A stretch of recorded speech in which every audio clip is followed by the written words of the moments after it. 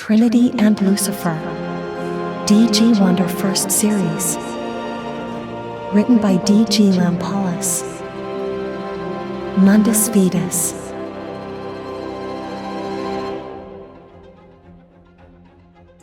Chapter 3.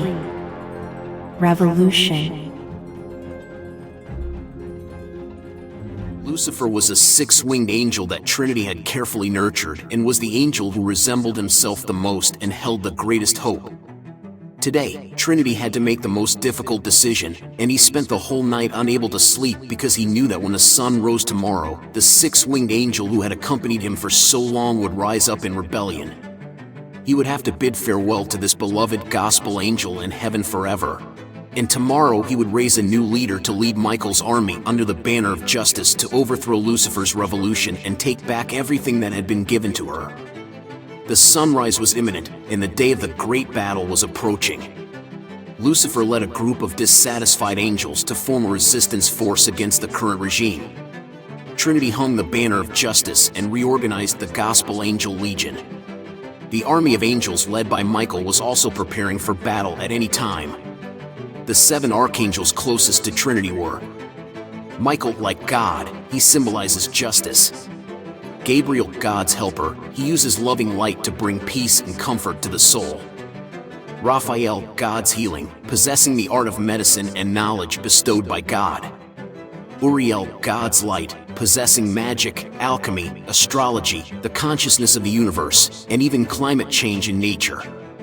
Raguel, God's friend, who integrates and arranges the work and balance of the angels. Sariel, Evil Eye, protecting the souls of people from sin and pollution, and also the gospel angel in charge of the moon. Ramiel, God's mercy, guiding the soul of man towards the final judgment, responsible for conveying the instructions of the 7 archangels. Michael, Gabriel, Raphael, and Uriel are also the archangels of the gospel angels. At sunrise, Trinity called on Michael to summon all gospel angels to his great hall. In no time, the angels were lined up neatly in front of him, and he held a newly created eternal spirit that shone brightly. Trinity preached, "This soul is my son, my only begotten son, and a part of my own body. He is the holy son of all of you angels. Although he is still an unformed new life, he is a life that has been nurtured and born from my eternal spirit over the years. You should all worship before the Holy Spirit because he is the holy son of my Trinity and represents me." At this moment, Lucifer felt the powerful force of this soul and instantly sensed a threat to her own future. Before Lucifer could return to God, Gabriel had already commanded all the angels to kneel before his holy son. At this moment, Lucifer truly realized that she was no longer the only one and her glory had been taken away. All the gospel angels were created through wind and fire, but the Holy Spirit before them was sourced from Gabriel's own soul, an irreplaceable position. When all the angels kneeled before the Holy Son, Lucifer's mind went blank, and she did not realize how quickly she would lose favor.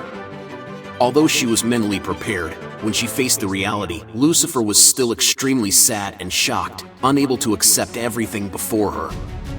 Her jealousy and anger burned her whole being, confirming everything the abyssal desire had said. At this moment, she had completely lost her reason. All Lucifer could think of in her mind at this moment was to overthrow the current regime and the corrupt and absurd government. She was the first to stand up and oppose kneeling before the Holy Spirit.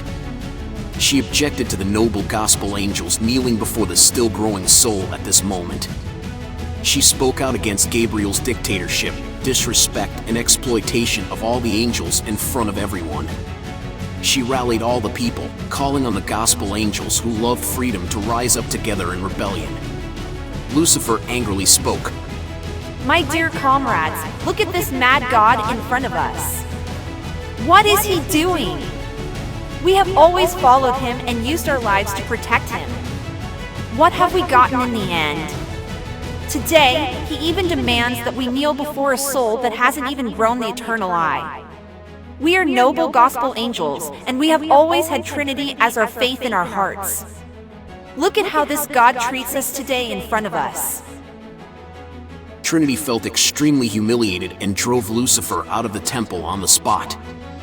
This was the spark that ignited the fuse, and Trinity and Lucifer understood that their relationship could never go back to the way it was before. At this point, Lucifer had already gathered a group of gospel angels who shared her ideology, and with the uproar of all the angels present, the gospel angels split into two major camps under the leadership of Lucifer and Michael. With 1/3 of the angels rising up in rebellion with Lucifer, they confronted Michael's army of angels on the edge of the sky. This was the epic battle recorded in mythology, known as the war between God and the devil. After countless days and nights of fighting, the war resulted in heavy casualties. Ultimately, Michael's army of angels emerged victorious and captured Lucifer and his followers. Trinity banished Lucifer and his cohorts, making them fallen angels, forever exiling them from the angelic kingdom and casting them directly into hell. From then on, heaven and hell became irreconcilable.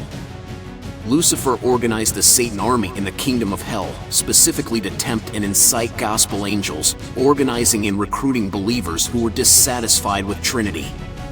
Under the name of Satan, the banner of righteousness was raised in hell, calling for freedom and desire, with the ultimate goal of overthrowing Trinity's corrupt regime. Hope you enjoy the wonders and fantasies of the stories in the universe. Which part of the story is your favorite? Leave a comment below the video and let me know. And don't forget to give us a thumbs up and turn on the notification bell if you enjoy our videos. In our next chapter, we will continue to explore the universe. See you soon.